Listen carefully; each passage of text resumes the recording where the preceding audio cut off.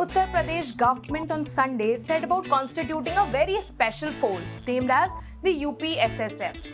This will be constituted and formed on the basis of the orders that's been passed by the Allahabad High Court.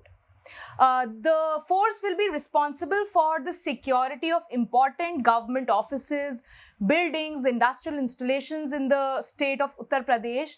And there's this thing that private companies can also hire it for its services. This force will be deployed at places like the metro rails, the financial institutions of the state, courts, religious places, banks, and other financial institutions. The headquarters of UPSSF will be in Lucknow, and an ADG level officer will be the head of this special force. Initially, 5 battalions of UPSSF will be formed, and this 9,916 membered force is expected to be launched in the next 3 months. Now, if we look at what's been propagated, there are many versions that go in favor and against this security force, that is the UPSSF. The ruling Bharatiya Janata Party has backed UPSSF and has said that it is an excellent initiative by the Chief Minister Yogi Adityanath ji to protect the sovereignty and unity of the state of Uttar Pradesh. Also, they've said that it is a good step to win the confidence of investors that come into the state. On the contrary, if we hear the opposition, they call it out as a force of deception and say that it is a tool that's conspiring to crush the constitutional rights by political power. Meanwhile, the Congress party has said that these provisions of the UPSSF are very much similar to the Rowlatt Act of 1919 that gave Britishers the power to indefinitely detain and jail without a trial.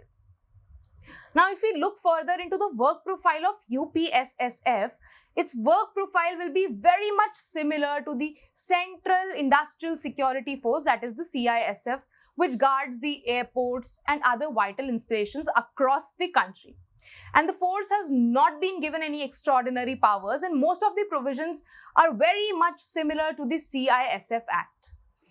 The legal foundation of this force will be the UPSSF Act of 2020, and the UPSSF's powers are claimed to be on the similar grounds as those of the CISF and special forces that are formed in the state of Maharashtra and Odisha. The major provision that's made this force a topic of discussion are these two sections, the Section 10 of UPSSF Act and the Section 11. Section 10 says that it empowers the force to arrest any person without a warrant or order on suspicion that suspect is connected to an offence, whereas the Section 11 allows the force to detain and search without a warrant. In both the cases, the suspect is to be immediately handed over to the police officer without making any further delay. If we look into the state of Odisha, even Odisha SISF Act 2012 gives them the power to arrest and search without a warrant. Looking at these two sections of the UPSSF Act, the Section 10 and Section 11, it can be considered similar to the working of CISF, and its provisions are very much similar to what the CISF Act has laid down. But if we look what's been propagated by the left media outlets, it feels like UPSSF has been their prime vehicle to propagate their agenda so far. It should be well noted that Uttar Pradesh was heavily in need of this type of a security force in order to make a state very open for investors to come in.